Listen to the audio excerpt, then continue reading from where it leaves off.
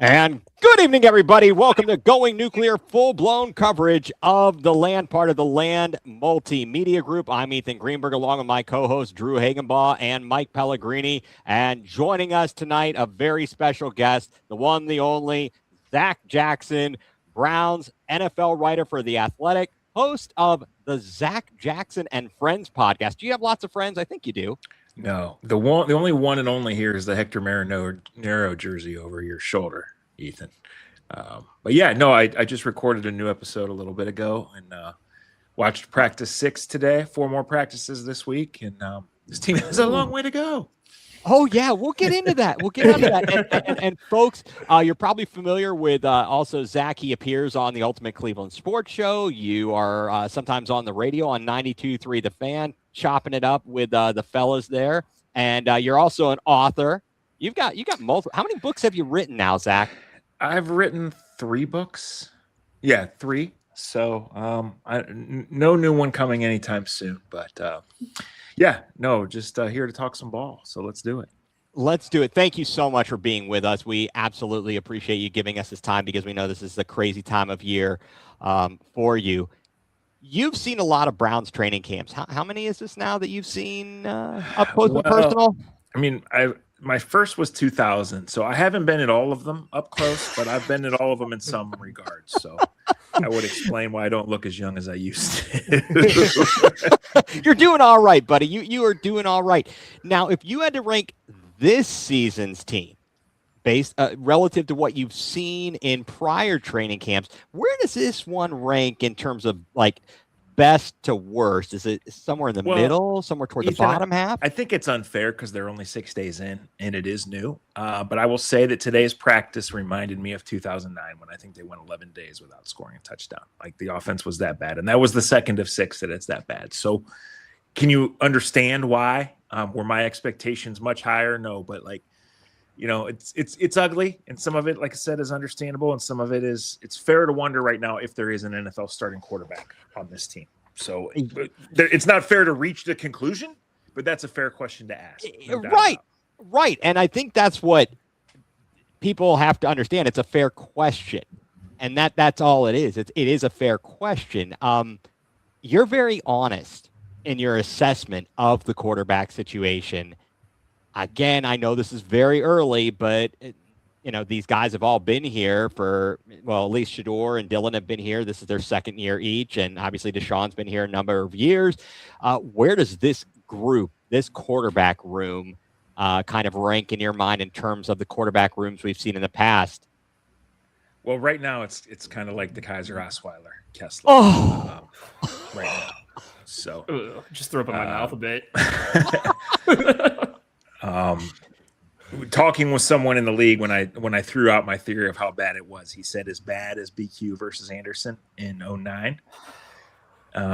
And that was before I compared 9 to. I actually had forgotten that conversation because it was about at 6:30 this morning and I wasn't fully awake yet. It was just kind of when I caught up with this person. So look, Shedeur Sanders was a developmental quarterback a year ago, and he is a developmental quarterback now. So I'm not writing the end on him. Dylan Gabriel brings a certain accuracy and professionalism to the group. We just know he's not a starting quarterback. Like that's been written. He just does not have the physical tools.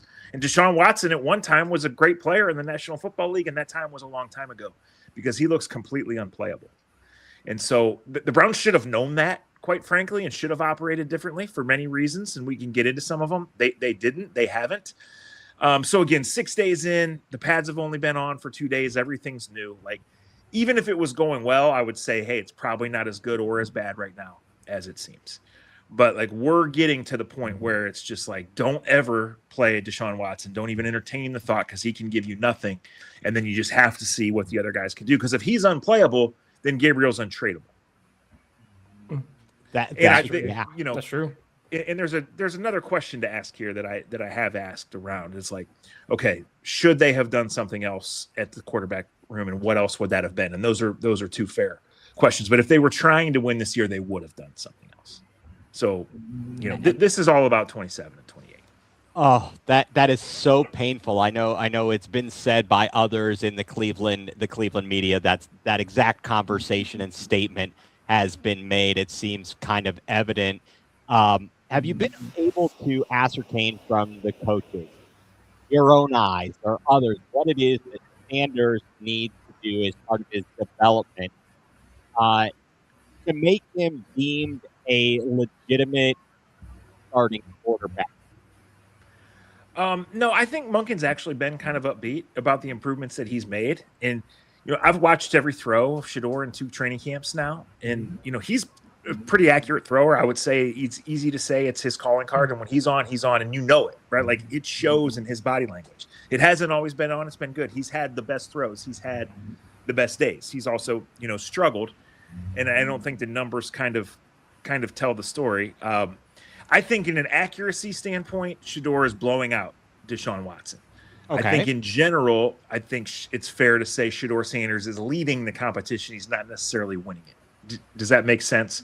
Like he's Absolutely. Not gone out and consistently make you say like, wow. So I think it's going to change in a couple of days. I think on Saturday, the installation is supposed to be done. On Thursday, they're going to have a lighter practice on Friday. And I think on Saturday in full pads, I think it's going to be let it rip. And I would expect to see more number 1 reps for Shedeur Sanders. Now, what does that mean for next week? Am I right about that? I don't know. But I think Todd has walked the line between honesty and positivity. I think he's leaned towards positivity, and I really don't think he's jumping to any conclusion. But he didn't name a starter in June because he couldn't, because nobody won. And certainly through the first 6 days here, nobody's won. I just saw a great post by Daryl Ryder that really summed it up well about just what he is seeing out there with Watson, Sanders, and Gabriel. And don't mind the snoring in the background. That is Mike's dog, and he really enjoys our show. I'm hearing a little bit of feedback, actually. I'm not hearing any snoring, just so you guys know. I'm hearing a little bit of an echo. Okay. Not sure where that is coming from. I will make sure to check my levels here. Don't know if it's on my end or elsewhere. I hear some kind of a humming, but I'm not certain where that is. It's just a little bit of like white noise. That's all. It's not necessarily. I can hear it too a little bit. Wanted you guys to know. I wasn't hearing it earlier. That kind of went away if somebody pressed something. Yeah. Okay. All right. Good. All right. Sorry about that, Zach. Appreciate that. It's not my fan in the background, is it? Because we don't have aircon in the UK. So that you know what, Mike? I bet that may very well be it. That might have been it. What's the temperature there? Yeah, sure. That's fine. I mean, Zach, I don't hear anything. Yeah, that quieted it down. Well, we won't make you sweat it out too long, Mike. We won't. I swear. Do you know what? Zach, this guy is the most dedicated, Cleveland sports fan I know, because, he literally is in the UK, and it is, 2 in the morning, 2:30, yeah, on 2:30 in the morning, yeah. Is that not crazy? This guy loves Cleveland sports so much. The Guardians will be on the West Coast, and this guy's up. This maniac is up watching the games live. I enjoyed my week or so in London last year, and that's how I knew the 5 hours, because you get acclimated real quick and you try to tune in, especially during football season, to what's going on back here. But I can't believe Tottenham almost got relegated, right? That's what you get for letting the Browns and Jets in your stadium. It takes a while to get rid of that. Now, Zach, you know that the three of us are all Tottenham supporters. It was a cool stadium, top 10 that I've been in. Had never been there before. And it was really cool. And then following very much from afar, obviously, the fact that they almost got relegated and survived was cool. So I didn't get to go to a game this year. There just wasn't a good game in London, good match in London when I was there. But I got to go the first time around in 2017. Got to go to Crystal Palace. when we lost to the Vikings and Deshaun Kaiser was the quarterback. Yeah. Yep. I recall watching. They lost to the Vikings both times in London. Yes, they did, and I can't believe we let Carson Wentz beat us last year. And I still think that the reason that they have 6 of 9 on the road this year to start is they were supposed to play in the France game, and somebody stepped in and said, we're not sending the Browns there to the first game in Paris. So that's why the schedule's goofy like it is. I don't have that on authority, but that's I've just an never interesting heard theory. Of 6 games, 6 road games of the first 9. Well, then that's brutal.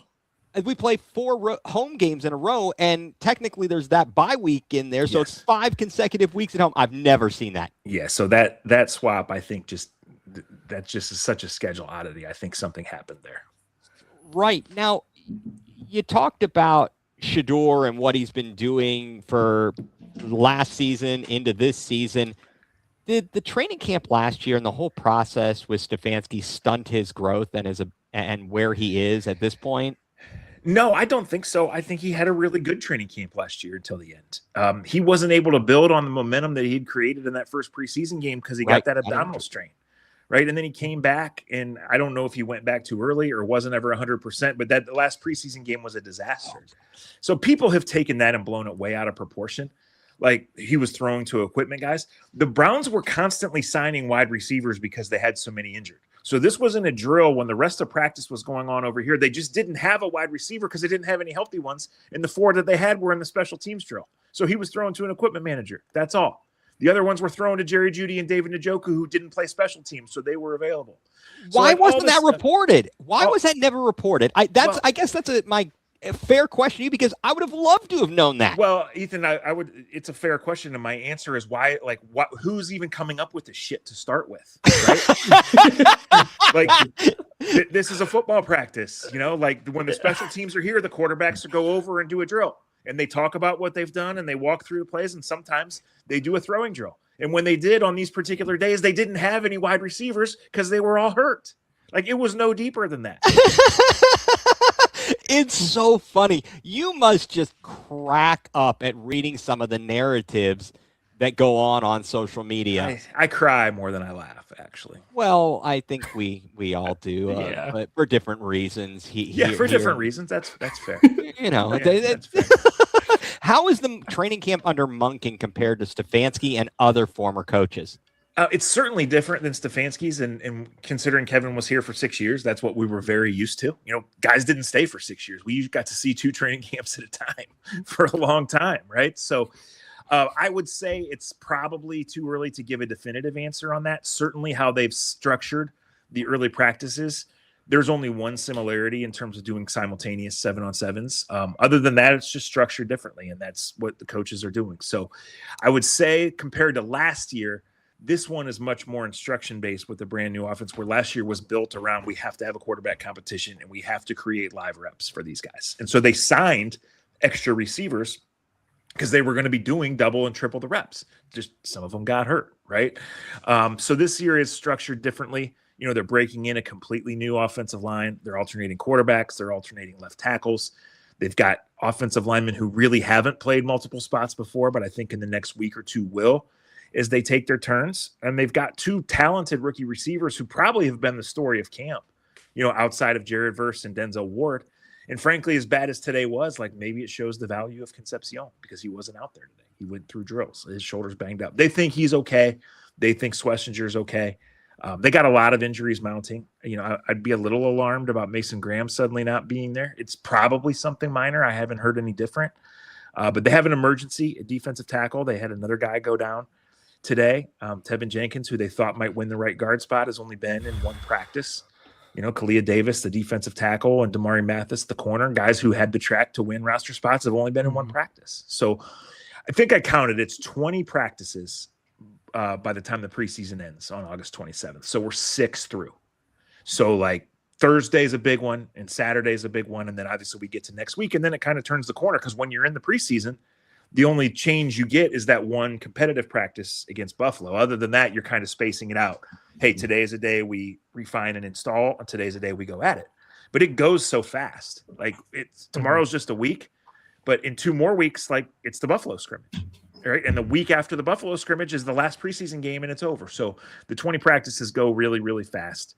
And I think we'll know a whole lot more about a lot of things. Maybe not necessarily who the starting quarterback is, although it's clearly trending in one direction. But we're going to know a lot of things more at 12-13 than we do at 6. Okay, that's fair. How good is the defense? Is it really good, or is the offensive line still gelling and that's more the issue? Both. The defense is really good. The defense is really good. Now, for the practices, the offensive line is new and not in pads. So it's a hard job. It's a hard ask, right? But Schlesinger hasn't been out there. In the spring, Delpit, Ward, a lot of those guys weren't out there. Schlesinger hasn't been out there much this summer, but the defense is good. Jared Verse looks phenomenal. Quincy Williams looks phenomenal. Emmanuel McNeil Warren is a dude, right? This is a dude. So You got to get through the summer. You got to get through the reps. And with a guy like McNeil Warren, who's never played on the NFL level, he's not technically a starter on this team. So what is his best role and how does that fit? How hard are they really looking for a fourth rusher? They did the Clowney flirtation. They tried to get Epinesa back in March. We're going to find all that out. And these are things that you just don't find until the game. So really, to kind of defend the offense for a minute, like when you're still in the installation stage and still figuring things out, we haven't seen how they want to run offense.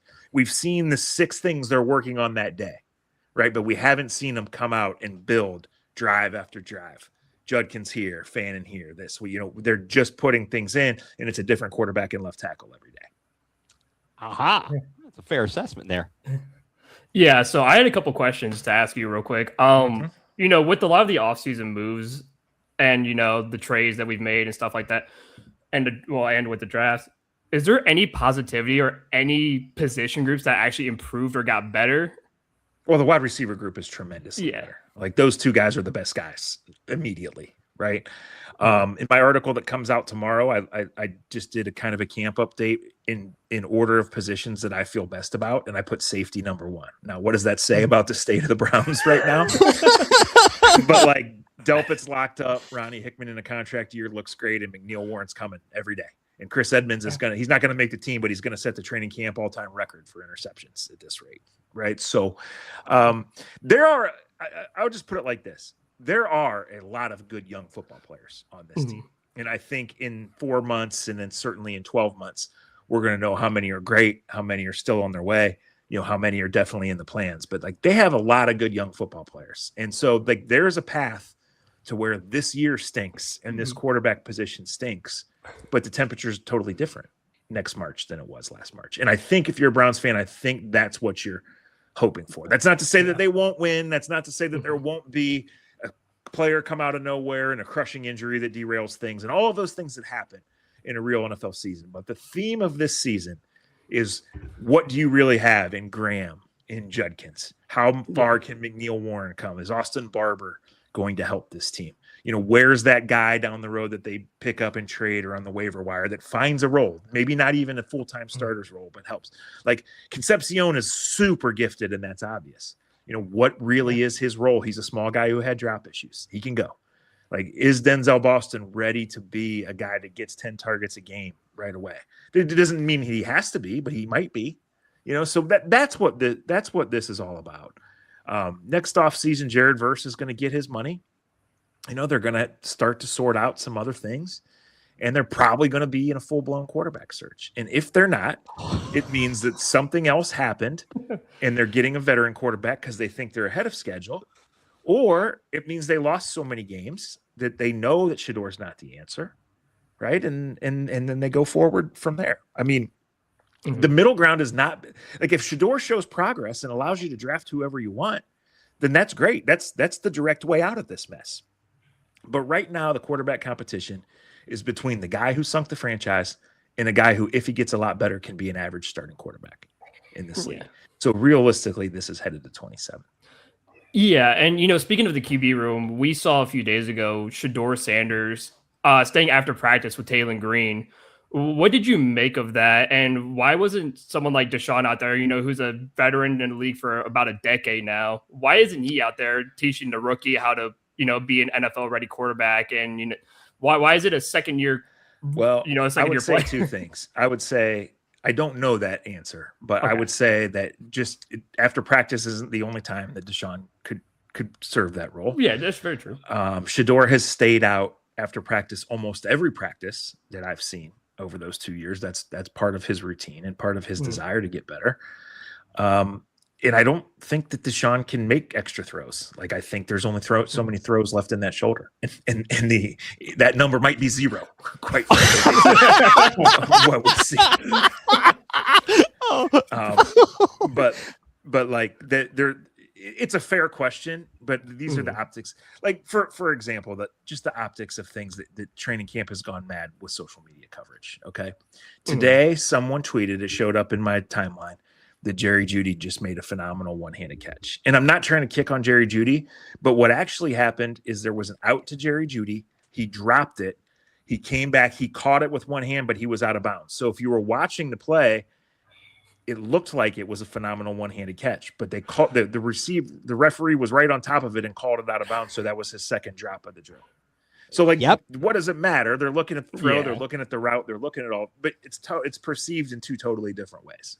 Well, Zach, it's funny that you mentioned that exact play. They were talking about it on ESPN Cleveland when it happened. They were live when it happened, and Gerard Cherry was like, "That's a bad catch. You can't be having that." It's like, because it was a double catch, and then they didn't even mention the fact that he was actually out of bounds. That's just, it is crazy how two people. It goes to that whole eyewitness thing.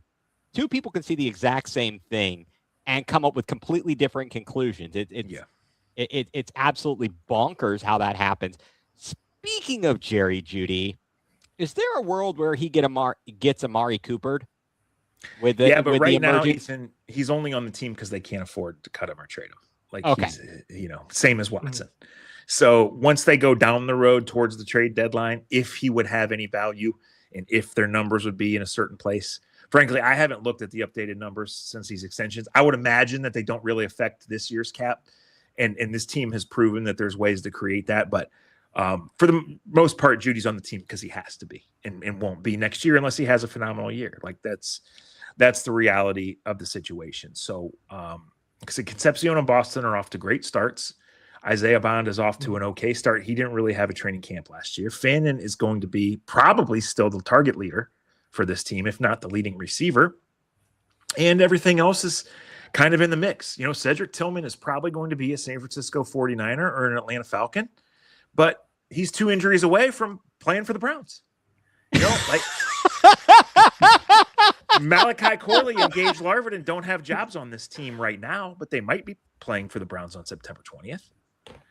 They might be. We don't know. So that's the thing. Like, Tillman's out there killing the threes because he's not a 3, but he's also not a starter. And he's been replaced by Denzel Boston, and he's only under contract for a year. So is these injuries mount, like he's the guy you trade for a backup linebacker or a 7th round swap, whatever it is. Yeah. But like, you also might need him. So I don't know. Are you saying we don't have to see Larvin drop every punt that comes his way? Yeah, Casey Concepcion is going to be the punt returner. Okay, cool. I know that. I know Denzel Boston's going to be the outside receiver, probably on the right-hand side most of the time, and Concepcion's going to be the punt returner. Titus Howard's going to be the right tackle. Zion Johnson's going to be the left guard. Spencer Fano's going to be the left tackle too. There's got to be a method to the way they're doing it right now. I think it's probably just trying to protect their depth and keep DeJuan Jones playing. Yeah. So there are some certainties, but there's a lot that's unwritten. I mean, obviously Quinshon Judkins is the number 1 running back on this team. He looks great. He's so much better than the other guys. You just worry about him holding up, both in terms of, obviously he had a crazy, pretty significant injury last year, and the workload. There's not another true running back on that. Rocket Sanders shows some promise, but you don't want Rocket Sanders doing too much. You want the ball in Quinshon's hands, and if you're trying to win games, and if you are winning games, it's the defense and Quinshon and Fannin. If you're not winning games, then why would you be giving the ball to Quinshon 28 times? Yeah, right. I don't know that nobody has reported anything. Apparently, Andrew Berry has kept it kind of tight to the vest, but is there any word on Joe Royer? No, there's no Royer. I've checked around outside and have been met with silence, so I don't know. The only thing I can tell you is he was there, because otherwise, if he didn't show up for camp, he'd be on a certain exempt list, and he's not. So he is. Okay. He is just excused from the team right now. He is not. He counts on the 90-man roster. He can come back at any time, but there is no exemption for him or anything right now. And this is a guy that was certainly going to be on the team and probably playing in week 1. So the more time he misses, the more you wonder, how that goes, and then who else makes the team and how they go. And that's kind of what I talk about when we're not to the structure yet. Like, especially if Watson's the quarterback, this is going to be a lot of 3 tight ends, 2 tight ends, and a fullback buttoned up, everything off of rollout play action. Whereas if it's Shedeur, I think it's probably more, wide open stuff. Harold Fannin is the tight end, but sometimes in the slot and sometimes out of the backfield, and all of these ways to maximize him. So we're just in the very early stages with all that. If Royer isn't around, who's tight end 2? Well, tight end 2 is probably Jack Stahl. Okay. Or Blake Whiteheart or Brendan Bates, who's like a true blocker. And again, like right. there's only so many roster spots for these guys. Hang on one second. I got an important text here from my mother. I had to respond to that. Yeah, please respond. But yeah, like no if problem. he's, if he like Carson Ryan might be the fullback, might be a tight end, might be on the practice squad. We don't know. And again, we just haven't seen. We've seen Michael Burton and Carson Ryan work as the fullback, but until we see like game action, how much are they going to use a fullback? I don't know. It's one of these things that how it goes. Like Harold Fanan is not a hand in the ground, 80 plays a game tight end, right? You're not using him the right way if you're doing that. So some combination of Brendan Bates and Jack Stahl are going to play snaps for this team. And if the passing game progresses, eventually those guys are going to be wide open in some situations because nobody's going to guard them. And if the passing game doesn't progress, it's going to look like every other passing game they've had the last 26 years. It would be kind of brutal there. And I think you answered this in a bit or a little bit earlier, and we kind of touched on it. Why does it seem that fans and supporters of various players, no names please here, are more outraged by the media coverage than the players themselves? Well, I think the players, especially at this time of the year, should be too busy to care and are concentrated on their thing.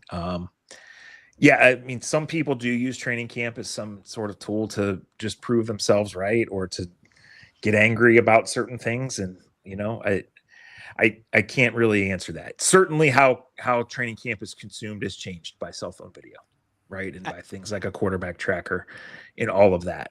And certainly how training camps operate have changed because now you have all these rules and restrictions. It's not, the knockdown, drag out 5-week, 2-a-day camp that it used to be. But at the core, Ethan, it's still getting ready for a team. And why you see such wild results and different things in the preseason is the preseason means something. It doesn't mean much in the big picture, but it means something different to all 32 teams. The Chiefs are trying to accomplish something completely different than the Browns are, than the Ravens are, than all of these teams. And so what I would say to Deshaun and Shedeur and everybody supporting them is they should go to Chicago next week and beat up the threes for the Bears, because why would the Bears in the first preseason game be playing any starters, right? Unless there's something I don't know about. But like they're going to have different things they're going to work on and different guys they want to see in different spots, and whether that's playing the rookies or hoping guys can get sacks and picks, I don't know. But you kind of roll it out there and you see, and every day in training camp, you're working on something different. And any player or coach who's worried about how that's perceived in the Twitter sphere is wasting his time and his team's time. Yeah, it's just bonkers to see the reactions, the visceral reactions, one way or another. And in fact, I read someone posted that in a small section, it maybe wasn't a lot of people, but in a small section, there were fans today booing Watson. Were you aware of this? I did hear one person yelling at him and telling him to get off the field and never come back.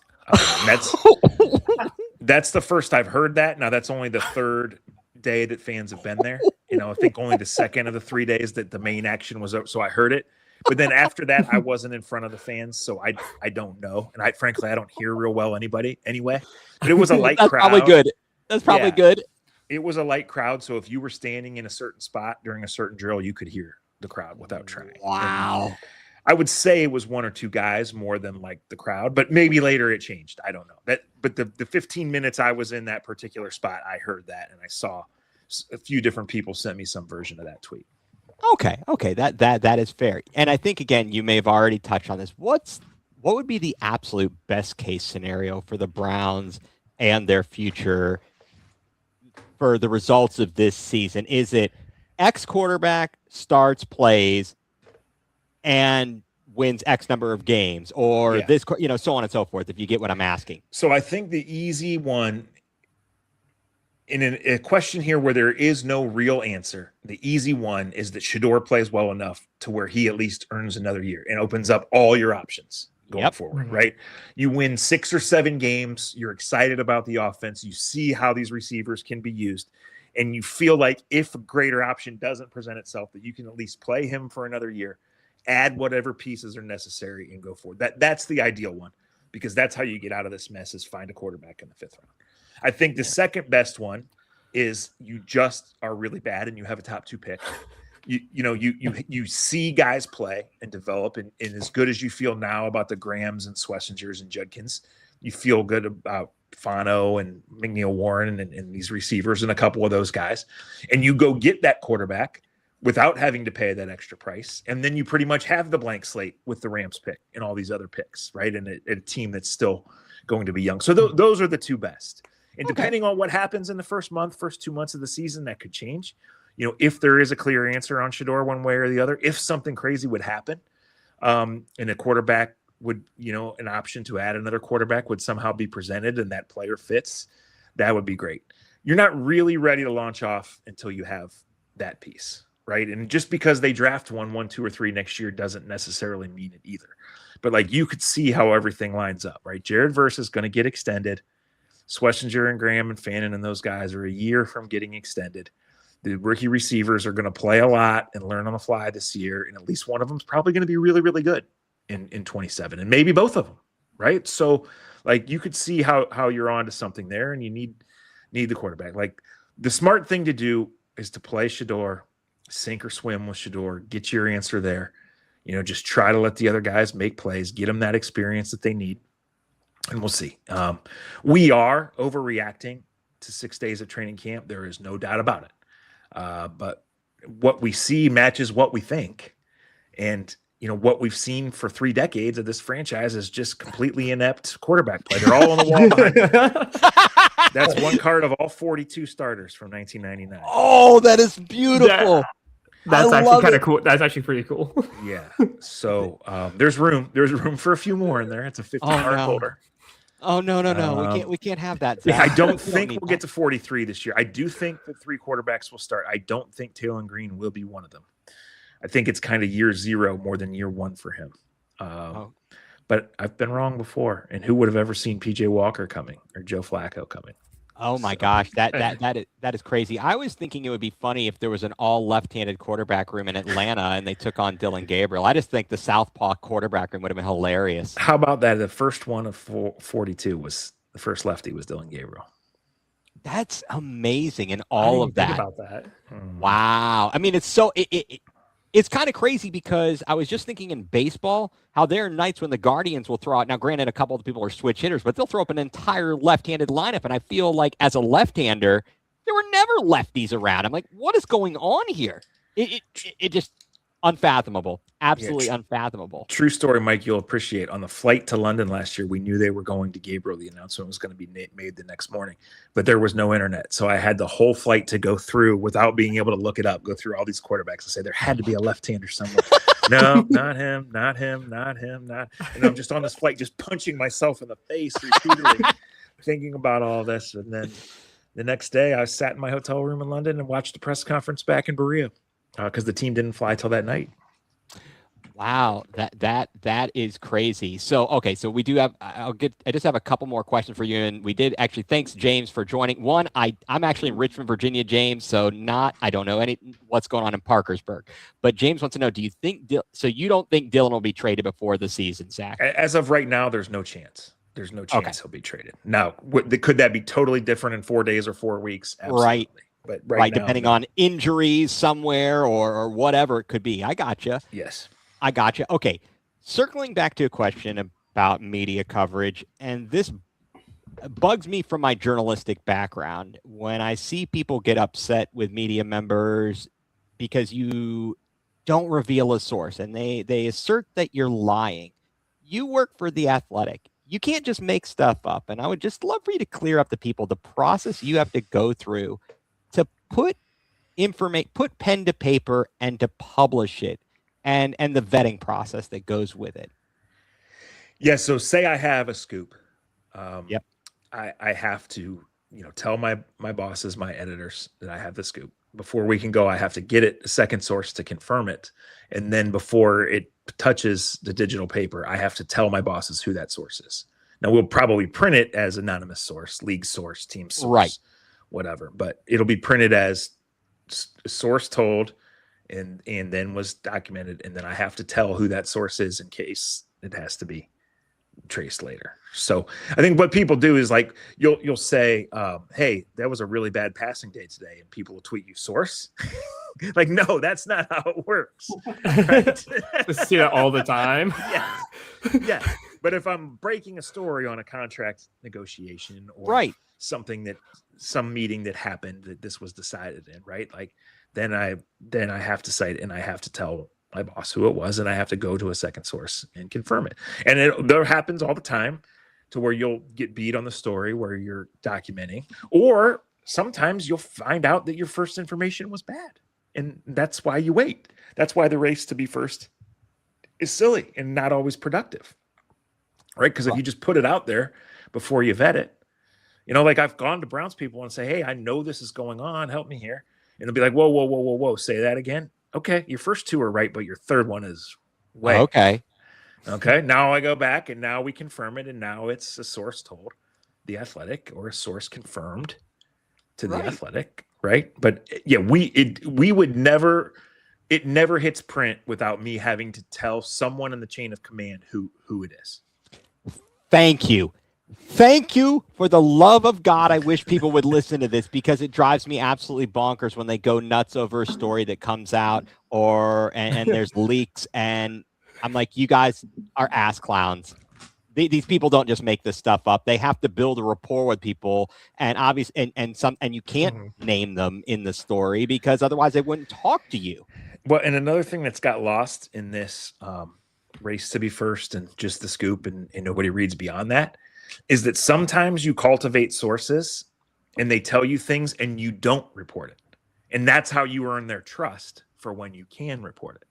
Yep. Right. Or sometimes that person who's told you three things and turned out to be right once you vetted it out, maybe isn't right the fourth time. So you still have to vet it out, or you end up looking like the dumbass. Exactly. I know they taught you well at Ohio University. I know they taught. I know they taught you well there. Okay, I got one fun question for you because I know you've got lots of stuff to do. Last night, I was doing another podcast. We had a West Coast guy on from the Guardians organization, and I was asking him, well, what do you know about like burger places? Are you an In-N-Out guy? Are you, what have you tried Swenson's? And he actually said, I'm a Five Guys dude. I'm like, but he knows Swenson's. He gives credit to Swenson's. Okay. I know you're a Swenson's guy. So I just want to know, what's your unbiased opinion on Five Guys, being a Swenson's dude? It's okay. It's the first thing I ate in London. I can tell you that. But no, I don't like In-N-Out. Five Guys is okay. I really don't eat burgers anymore unless it's at Swenson's or right off my grill in my backyard.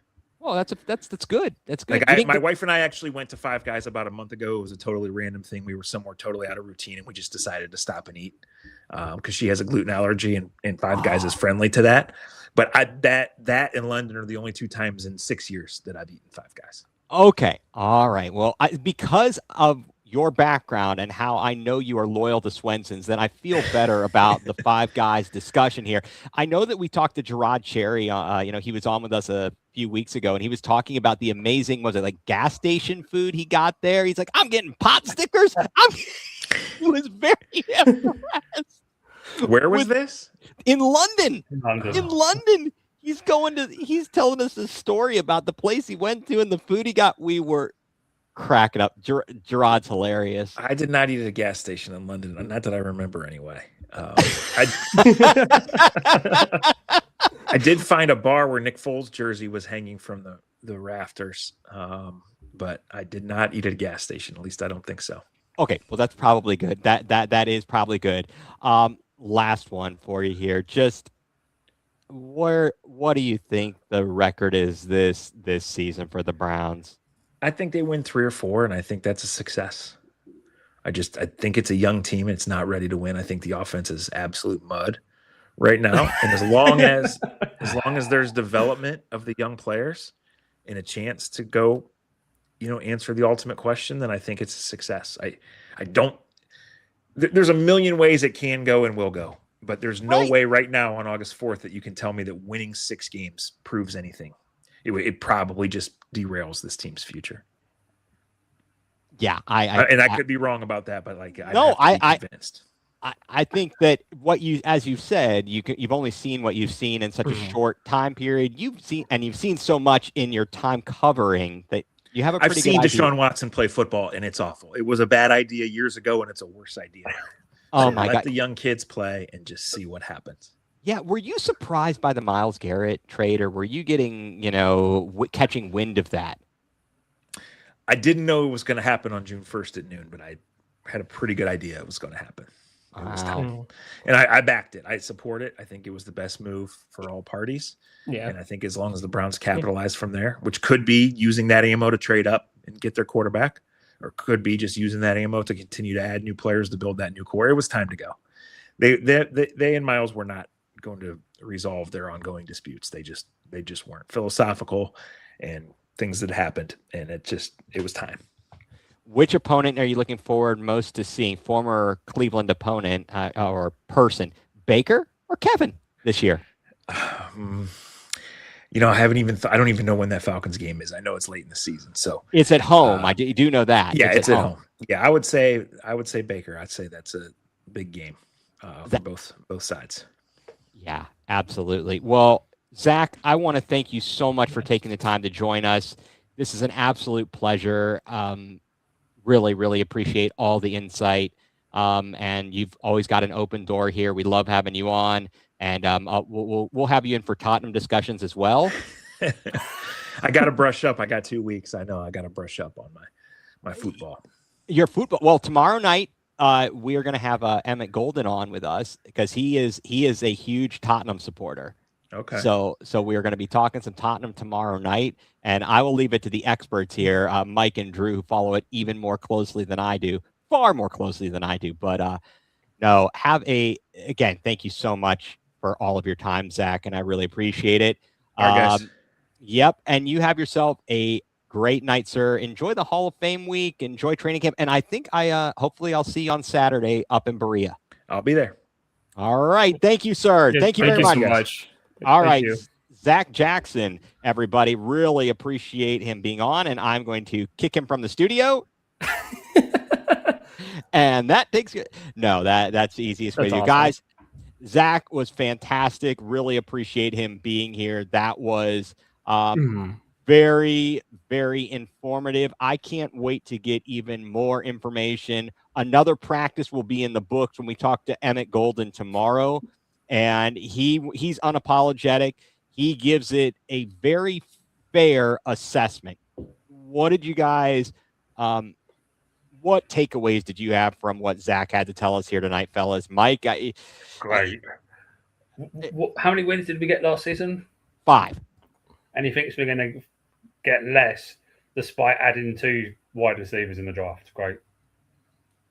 Well, hey, look, anything can happen. But then again, like he said, Browns are probably better off being a 3 or 4 win team because it then puts you in position to get a quarterback. Whereas if you get 6 or 7, you'd miss out on a top 5 pick most likely, and then you screw yourself for the future. So, right, it's that whole thing of if Sanders is the guy and you feel comfortable with him for another year, and he wins you, and you win 6, 7, 8 games, and you're like, okay, we're good with him for another year. We don't need to find our savior at quarterback.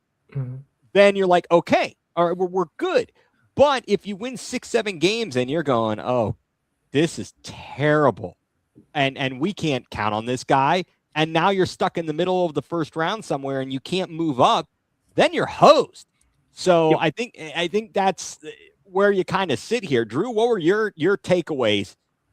I mean, I just appreciate how open and honest he really is, because you don't see reporters anywhere that are just blunt and straightforward with what they say and what they do, because he could be every other reporter we hear from, where he just beats around the bush, and he's like, oh, well, here's all this positivity. We could look forward to something. He's like, no, the team looks bad. I'm not going to cut it. The team looks bad. And I'd rather someone tell me straight up that the team looks bad, because it makes me prepare for the season of, okay, go into the season with even as a Browns fan, we should probably go to every season with 0 expectations. That's just how we all go into it. But just hearing a reporter say it himself, it screams volumes of listen, It's either top 5 pick or bust, basically. And I to be honest, like you said, I'd rather take the 3-4 wins, get a top 5 pick, get a future guy, and yeah, I mean, it's a matter of, look, if we're not going to if Sanders isn't the guy, like he said, he used words I've used before, sink or swim with him. Yeah. If he's not the guy, then I want to be picking top 3 or 4. Well, and I've been preaching on this show, on my other show, I've been preaching start Gabriel day one, or not Gabriel, start Shedeur day one. Yeah, absolutely. And see what you have in him all season long. And if he shows any kind of promise, that's who you work with. Like you said, that's who you go with. If he gets you those wins and he looks really good doing it, or even just solid doing it, then roll with it. Just build a little bit around him and roll with it.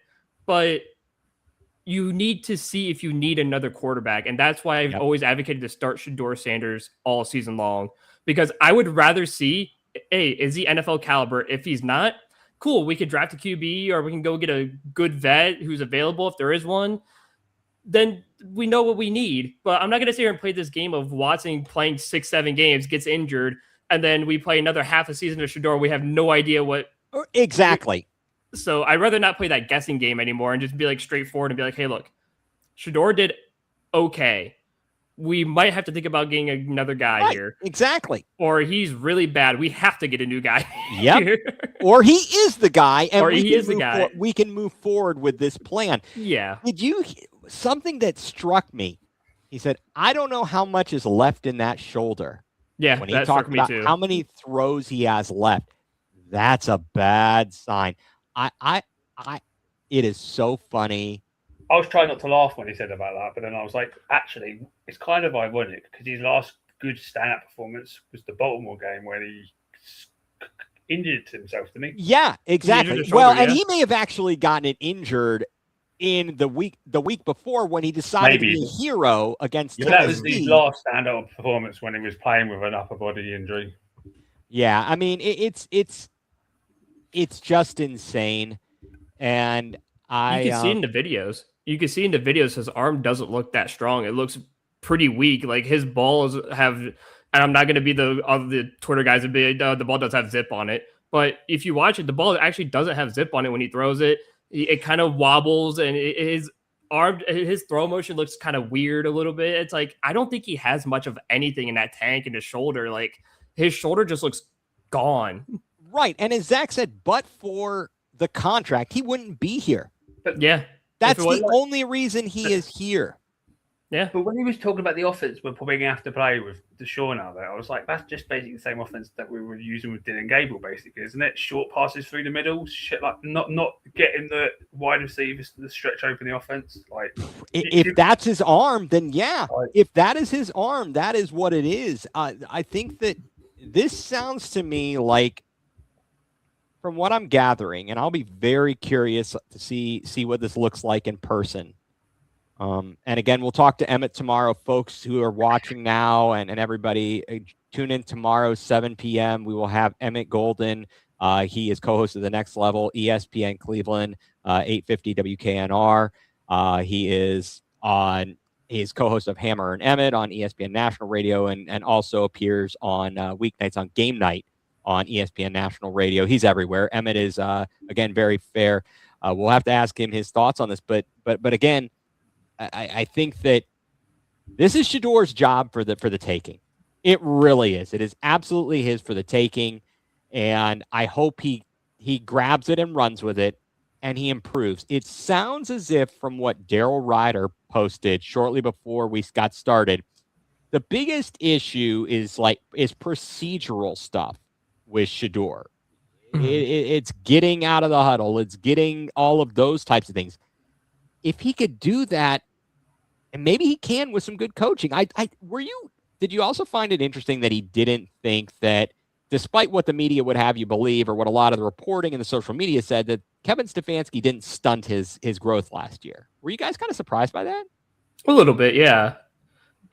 Because you think with the way Kevin's been coaching and the way the quarterbacks have looked under Stefanski, you'd think it would stunt him even just a little bit. But I guess he didn't, and it kind of just shocks me a little bit. Yeah, I was surprised, but that was a very funny story about him throwing to the equipment guys and how that got blown out of proportion. Yeah. I mean, I feel like Cleveland is one of those markets where we overanalyze everything, especially as fans, because we go on Twitter and like, we think we know absolutely everything. And it's like, guys, you've been on your couch for 15 years. You don't know jack about football. Who cares if he's throwing to guys who, guys who are not even on the roster? They're just, guys who make your jersey. Like, you're right, exactly. Well, and we also, it's not even just that. We don't have the full story. We're not there. Like he talked about it today, the Jerry Jeudy play. Yeah. The fact that some people, an amazing catch, but what it really was incomplete. He double caught it, which Gerard Cherry was mentioning on the, live on the air from training camp. And again, it's nuts because there is no vetting what goes out on social media from Joe Blow. If I go to training camp and I post something without all the full details, it's not to be taken as the gospel. And so when someone says this guy's out there throwing with equipment people, do you really understand why? And I guess it doesn't matter. The Browns organization is like, look, we don't need to answer to you fools. You guys can say whatever you want to say and think whatever you want to think, but we don't owe you an explanation. Oh, and I didn't think about this until now, but it was the people overblowing when Shedeur Sanders held the ball and then ran out of bounds like a couple of days ago. Yes. And the media people were saying it was planned, like those were actual planned plays that they had in case if he needs it. They were just regular scramble plays where they wanted him to purposely step back, look, and then take it and kind of just run with it. They're not saying like, hey, do what you normally do. They said it was regular scramble plays where he steps back, scrambles, and then runs out of bounds once the guy meets him. So, again, those were people on the internet blowing it out of proportion. Like, oh, here we go. He's holding on to the ball for 7 seconds and he's holding it on too long. And it's like, now you're getting the full story of it was on purpose. It was planned. Right. It was an actual play that they have not like actually designed for a game, but it was just a planned practice play. And so again, it's one of those things where everyone on their phones blow it out of proportion and they think they know everything. And it's like, oh, here we go. He's holding on to the ball for 20 years. Like, get rid of it. It's like, no, like you got to understand, like some of this stuff is probably planned and you can't just believe or anything like some random guy who just went to training camp today had 6 beers and, is like, oh, he looks awful. He did this. And it's like, well, there's got to be a lot more context to what you just said. There's got to be. That's why when it comes to training camp and preseason, I always take everything with a massive grain of salt because you don't know what's going on in those training camps, especially if you've never played a down of football in your life. Yeah. And I'm going to say it right here. And I got questioned on my football acumen by somebody last year, something I posted, and there was a discussion about whether it was the Browns or otherwise, but you've never played any football in your life. You have no idea, but I don't even know what the comment was, but I said, just because I haven't played though, I will say you can still be knowledgeable about the game. Certain things, right. It's more so you don't have the inside information. It's just like when guys run the all 22. Yeah. And they think they know what the play call was, and they think they know what went wrong or what they did here and there and elsewhere based upon all their knowledge. But maybe that's not the case. And the coach can't necessarily tell you that, nor do they owe you that explanation. But it is some people's jobs to do that, right? But it's become more accessible to internet sleuths who go on and find these things. I meant to ask Zach, and I'm going to have to remember to at least ask Emmett tomorrow about what they're learning, if the coaches mentioned anything about what they're seeing through the eyes of the camera on the quarterback helmet. Is that helping them in any way, shape, or form to figure out what the quarterback is looking at? I know it's not their eyesight. Obviously, their eyes are moving, but at least their head. It's like webcam in football now, isn't it? Like soccer. You can see from that angle, like the replay of the exactly what the ref is seeing, where their head is pointed. So it's not their eye movement, but at least you have an idea. Like, okay, he looked left. Okay, so they would say to him, "Well, we see here clearly that you turned your head this way. This is what it was. Why did you do X? Or why did you?" Yeah, I do wonder though, in like the classroom, do they put these footage on the screen or whatever, and then ask very them, possibly? Like, to I'm sure they do. What they were seeing, and like with that kind of footage, like what was in their mind at this moment? Like what kind of read were they reading? No, I think that's please don't. I'm gonna have to put it in the notes. Don't let me forget to ask Emmett. Because in the interviews for the draft, they were kind of semi doing that, but on like more on like a whiteboard, weren't they? Like right, they have to do a whiteboard, and they'll ask them sometimes. And I believe this is simply to the best of my understanding. They will ask them to sketch out a play. Yeah. And okay, on this play, what did you see, or what did you do here, and how would you handle this? It seems like it's general knowledge type of a thing. And I believe, if I recall correctly, I don't know if it was with Shedeur Sanders or somebody else, during the whiteboard thing, they went through a play, and maybe the coach or whomever was going through it with them thought they should have done one thing, but they did another because that's what their coaches told them to do. And it's very important. I guess let's put a bow on it. Context matters. Context matters. I mean, the same, kind of like the fact that there were the people who posted online about booing Deshaun Watson and heckling Deshaun Watson. Maybe it wasn't that big of a deal. Maybe it was just a few people. Just like when Deshaun Watson got hurt, there were initial stories. Oh, they were all booing him. It was maybe a few people. They may not have even been Browns fans, and we're blowing it out of proportion. We really don't know. But this is going to be a fascinating season, as per the usual, fellas. It's never a dull moment. Basically confirming that Watson shouldn't see a minute on the field come the season. I think so, and that's kind of the main takeaway that I've got from this is like that Watson shouldn't be playing. Like, I think so. Even if Shedeur comes out and doesn't play well, Dylan Gable's probably the move. Like right there. And again, I want to get into this. Tomorrow will be a great data point, guys. You've got to remind me, folks who are watching now, be sure to tune in. This is going to be a great conversation. We won't have Emmett for long, but I want to get into it with him a little bit. Today on the quarterback tracker, I mentioned this to you fellas. Shedeur had 25 pass attempts. Watson had 11. Gabriel had 7. Correct, guys? So between the two of them, they had 18. Now, it was Shedeur's day with the ones. My question will be tomorrow. If they do something similar with Watson with the ones, what will the numbers look like? What will the percentages look like?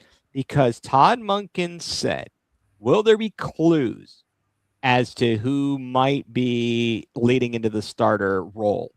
And he talked about the number of snaps, the percentages. Well, I'm just saying that's kind of odd that Watson and Gabriel, not exactly even, but the fact that Gabriel earned more snaps, I feel like if there's a role for Gabriel, he is potentially climbing up Watson's backside, where Watson might end up moving down to number 3.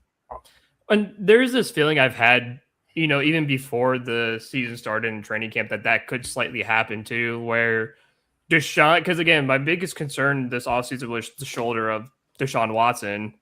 And I was like, there could be a very good chance that Dylan creeps up on him and takes that QB2 job. And that's probably why we haven't gotten rid of him, is because you're going to need a QB2. And what if Taylor Green starts to come about and he takes that QB3 role? Deshaun could slide down. Again, this is the last year of his $230 million guaranteed contract. So, or is it one more? I think well, year. Well, this is the year. This is the best year to financially cut him, I think. Yeah, right. This is the best year to financially cut him. Post June 1st cut. This is the last year of his contract. He still has, I believe, an option. Two No, more. he's got 2 like fake years built into his contract. 2 dead cap year. 2 Yeah, years Okay, of do dead cap. years. Okay, that's what it The is. dead cap years. But this is the last yeah. year of his contract. This is the last of the 5 freaking disastrous years of his Yeah. contract. In what is arguably will go down as the worst trade in NFL trade in history. NFL history, possibly in North American sports history. I mean, this rivals the Saints trading their entire draft to get Ricky Williams. This rivals the Herschel Walker trade in the 80s. But how many first-round picks did we give up? 3. Yeah. Three. We gave up 3. I think we gave up a total of like 6 picks. If I And we remember. gave up a second round pick in one of those years as well, because there was one year where we didn't draft. Yeah. Like third Yep. round. I believe we gave up 6 picks, if I recall correctly. Yeah, I think it was. I could always look it up too, but yeah, I think it was. that up, that'd be great. I think it was 3 firsts, like 2 seconds, and like a third or something. I believe you're correct, and it was just ridiculous. One day, and we talked about sources with Zach. One day, I found it. All right, what you got, Drew? What you got on the fact checker here? It was 3 first-round picks, the 22, 23, and 24 first-round picks. Gotcha. A 2022 fourth-round pick, a 2023 third-round pick, and a 2024 fourth-round pick. Okay, so there were no seconds included, but we wasted a second to get what's his name from Elijah Moore from the Jets. Yeah. Yep. Yeah, because if it says here, obviously it tells you who they got to, because they used the 13th overall pick to get Kenyon Green. This is the Texans, folks. The Texans, folk. Yeah, this is the Texans. They used 107 overall to get Dameon Pierce. Then they used the 2023 first-round pick to get Will Anderson, right, which was the 12th overall. The third-round pick to get Tank Dell. And then the 24th first-round pick was used to get quarterback Kamari Lassiter and linebacker Jamal Hill. Okay. And then their last pick that they had, the 2024 fourth rounder, was used to get Kalen Bullock, the safety. Okay. Yeah, I think Will Anderson was a decent pick. Will Anderson and Tank Dell were probably the 2 better picks, I think, because Tank Dell became a really good receiver for them. Absolutely. I mean, certainly, I don't think that the Texans made out like bandits, but they sure as hell made out better than the Browns did. Let me tell you that. And I think that one day there will be. Who do you rather have, C.J. Stroud or bloody what? Oh, C.J. Stroud, 1,000%. So I mean, yeah. they wouldn't have C.J. Stroud right now if they had made that trade with us. So no, we would have probably drafted C.J. Stroud. Sure. I mean, I don't know. When did they draft? Well, wait, which year did they draft Stroud? Was that in the same? Was that the same? 2024, I believe, was Stroud's rookie year. Okay, or was it 2023? Yeah, he's been in the league a few years because he had a great rookie year. Then he's kind of steadily declined. I think he's played 3 seasons, guys. I think 23. Yeah, because I think 2023 was the year they beat us in the playoffs. In the playoffs, right? And he didn't play, and that was his rookie season. He didn't play in the first matchup, and then and the fact we threw 2 pick sixes in a row. Yeah, that was. Good old and our defense, our Jim Schwartz run, magical defense, let guys run wide ass open. It is why, and really it was Joe Woods, but Jim Schwartz, helped continue it. That is why going nuclear is full blown coverage of the land. Well, we got his rankings, and his safety was his number 1 ranking. Yeah, his position group, the safety is his number 1. That tells you all you need to know, guys. Yeah, this is but he, for Zach, he talked about obviously the wide receiver room is vastly improved. And he mentioned Jerry Jeudy. He's here because of his contract.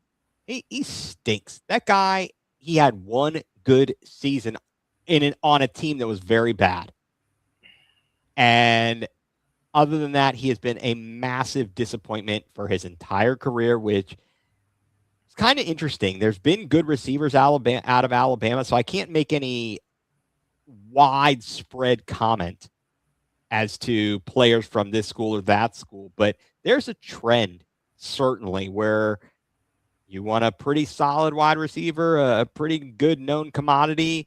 Ohio State's pretty good known commodity for wide receivers these days. It's like go there. It's got like go Ohio State or go like LSU. That's like that one. Right. Those seem to be two of the best right now. And it seems like Alabama, they've had some very good wide receivers, but they've had some ones that haven't been so good. What happened to, Ryan Williams? I wonder if he's going to kind of come back to toward the top of the pack this year or not. He had an amazing freshman year last year, terrible. I can't wait for college football season, guys. And we may have discussed this, or at least I've heard starting this week with the Hall of Fame game. We have football now in some. Kenny Pickett in the state of Ohio. He's finally going to play a game. Hey. In some form or fashion, we now have football from now until middle of February. Whether it's NFL, whether it's college, whether it's high school, we've got football through February now, guys. And we were having an interesting discussion. Kenny Pickett has probably made enough money that if he never played again, he probably could live a very comfortable life. But I think unless he has a very, he spends a lot on gloves. Those can get very expensive for his tiny mitts. He might. I think he has a whole room. Yeah, Kenny Pickett's small fingers are probably more useful than Watson's broken shoulder. That's never going to produce against Watson. Do you think Kenny Pickett did a Willie Mays Hayes where he has like he nails his gloves onto the wall? He may very well. My first touchdown pass, nail that one up on the wall. Every touchdown pass, he nails a pair of gloves on the wall. I got 50 of these. I got 50 of these. I only threw 15 touchdowns. I don't know what to do with the others. He gets the bedazzled glove. He likes the Michael Jackson look. Yeah. No, that's kind of crazy. Well, guys, we have gone on long enough. We will be back again tomorrow night. Everybody, thank you for being with us. Tomorrow night, tune in. There will be posts on social media. Joining us tomorrow, special guest from ESPN Cleveland, co-host of the Next Level, Emmett Golden, also co-host of Hammer and Emmett. He's on ESPN National Radio. He's on Game Night, I believe Mondays through Wednesdays. He's all over the place. So be sure to tune in for that. Also going to hop on with us and be with us. He's got lots of stuff he's got to say about the Guardians, and we'll have more on them. Always Positive Jay will be with us as well tomorrow. It'll be a jam-packed show. This is going to be fantastic. So once again, tune in tomorrow night, 7 p.m., same bat time, same bat channel. Be sure to like and subscribe. Love the fact that everyone has stuck with us so late here. Really do appreciate it, but we will be back again with more of that. So for Drew Hagenbaugh, for Mike Pellegrini, I'm Ethan Greenberg, and you've been tuned in to Going Nuclear, full-blown coverage of the Land right here on the Land Multimedia Group.